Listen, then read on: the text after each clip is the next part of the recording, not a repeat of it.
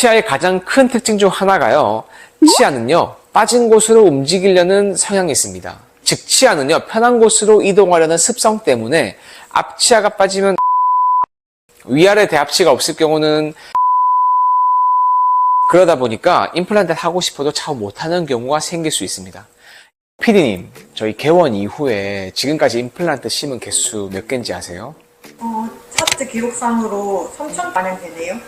약 3년 동안 3,000개 가까이 심었는데 제가 치과의사가 된 지 15년이 되었으니까 이 레지던트 시절, 군의관, 그리고 봉직이 다 합치면은 한 10,000개는 넘을 것 같습니다. 정말 많이 심긴 했는데 근데 PD님, 제가 임플란트 10,000개 중에서 10대, 20대, 30대 환자의 임플란트 개수가 어느 정도 될 것 같아요? 차트 통계를 보니까 10% 정도 되는 것 같은데요. 젊은 분들이 임플란트를 하게 된 경우는 정말 얼마 되지 않네요. 이렇게 어린 나이에 임플란트를 많이 하는 경우가 없다 보니 아무래도 젊은 분들은 임플란트에 대한 거부감이 들 수도 있을 것 같아요.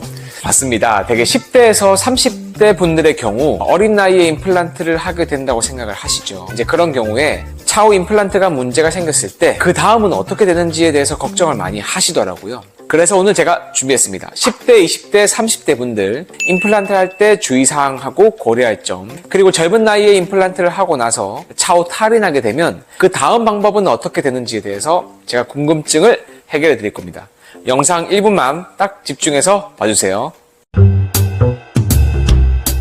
자, 이 영상을 보신다는 건 우선 임플란트 식립을 앞두고 계시거나 임플란트를 차후 해야 할 가능성이 있어서 걱정되는 마음으로 보시는 분들이 많을 겁니다. 되게 40대 이상의 분들은 임플란트를 한두 개 정도는 심어보신 분도 계실 거고, 또 주변에서도 하나둘 심는 지인들이 있다 보니까 임플란트를 심는 것에 대해서 크게 거부감이 덜할 수 있죠. 하지만 아직 젊은 분들은 걱정이 많이 될 겁니다. 내가 벌써 임플란트를 해도 괜찮을까?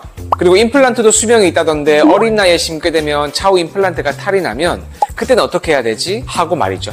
그 10대부터 30대까지 시기별 고려사항들을 제가 말씀드리겠습니다. 첫 번째 10대입니다. 10대면요, 중고등학생들을 말하는 거죠. 특히 이 청소년 시기에는요, 임플란트를 하게 될 경우 문제될 수 있는 부분들이 조금 있습니다. 무슨 문제를 얘기할 수 있는지에 대해서 설명드리기 전에요, 임플란트의 특성에 대해서 한 가지만 짚고 넘어가야 이해가 편하실 것 같아서 짧게 말씀드리고 시작해 볼게요. 이 치아는 치주인대라는 구조물이 있어서 약간의 움직임을 허용합니다. 반면에 임플란트는 한번 심으면 그 자리에 영구적으로 고정이 되어 있죠. 이 부분에서 여러분이 주목하셔야 됩니다. 10대 청소년의 턱뼈는 여전히 성장 중인 경우가 많습니다. 따라서 임플란트를 심은 이후에 턱뼈가 계속 성장할 경우 임플란트의 위치나 각도가 변형될 수 있습니다. 따라서 임플란트 시술을 결정하기 전에 치과의사는 환자의 성장판 상태를 면밀히 평가해야 합니다. 그래서 성장이 멈춰 있는지 꼭 체크해야 됩니다. 임플란트는 그 자리에 있는데 턱뼈가 성장하게 되면 주변 치아와 부조화를 초래할 수 있죠. 즉, 임플란트는 고정된 상태로 유지되는 반면에 주변 자연 치아들은 계속해서 이동하고 성장하다 보니 치아 정렬에 문제가 생길 수 있다는 거죠. 원장님, 그렇다면 어떤 대안이 있을까요?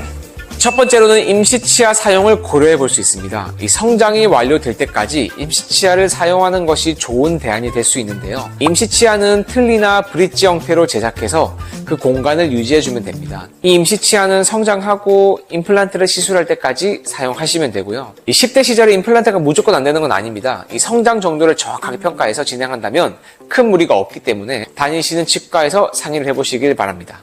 두 번째로 20대 그리고 30대 임플란트를 앞둔 분들께 꼭 드리고 싶은 말씀이 있습니다.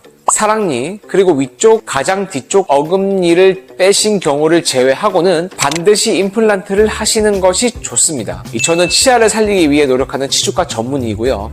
저희 병원에 오시는 분들은 대부분 치아 살리는 걸로 소개받고 오시는 경우가 많기 때문에 제가 이런 말씀을 드리면 조금 낯설어 하실 수 있습니다.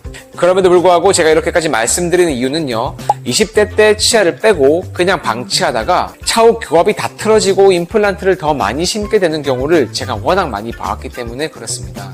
사실 20대 때는 경제적으로 여유가 없고 임플란트를 미루는 경우가 많죠. 게다가 치아가 하나 빠져도 다른 치아들이 건강하다 보니까 크게 불편감을 못 느끼고 그대로 쓰는 경우가 많습니다. 치아의 가장 큰 특징 중 하나가요, 치아는요, 빠진 곳으로 움직이려는 성향이 있습니다.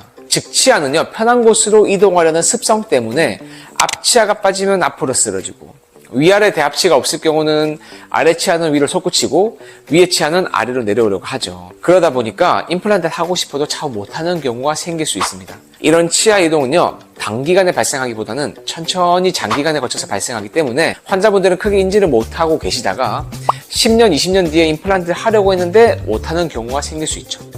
따라서 20대 분들 중에서 임플란트를 앞두고 계신 경우라면, 그리고 임플란트를 해야 하는 치아가 위쪽 가장 뒤쪽 치아가 아니라면 반드시 치과의사 선생님 말을 경청하고 임플란트를 진행하는 것이 좋습니다. 원장님, 그럼 20대, 30대 때는 임플란트를 해도 별 문제가 없나요? 중요한 질문인데요. 20대 때는 성장이 다 완료된 경우가 대부분이고요. 잇몸뼈가 아직 많죠. 그리고 튼튼한 경우가 많기 때문에 임플란트를 할 때 큰 문제가 없는 경우가 대부분입니다. 다만 20대 시기에 임플란트를 하게 될 정도라면요, 구강 위생 상태가 좋지 않을 가능성이 높습니다. 일반적으로 20대 때 이를 빼는 경우는 치주염보다는 대부분 충치가 생겨서 빼는 경우가 많기 때문에 그만큼 구강 위생 상태가 좋지 않을 가능성이 높죠. 따라서 임플란트를 하는 것도 중요하지만 남은 치아 관리에 매진해서 임플란트를 앞으로 하지 않게 하는 것이 더 중요합니다. 그리고요, 교정을 앞둔 분이라면 임플란트를 하시기 전에 원장님과 상의를 하시고 선택하는 것이 좋습니다. 오늘은 10대부터 30대까지 임플란트를 고민하시는 분들을 위해서 준비했습니다. 나이가 어리니까 주변에 하신 분들도 없을 거고 임플란트를 해도 되는지에 대한 어떤 고민이 많으실 텐데요. 너무 걱정 마시고 닥터베 치과로 오셔서 상담하시거나 주변 가까운 치과로 오셔서 상담을 해보시길 바랍니다. 다음에 또 좋은 소식으로 찾아오겠습니다. 감사합니다.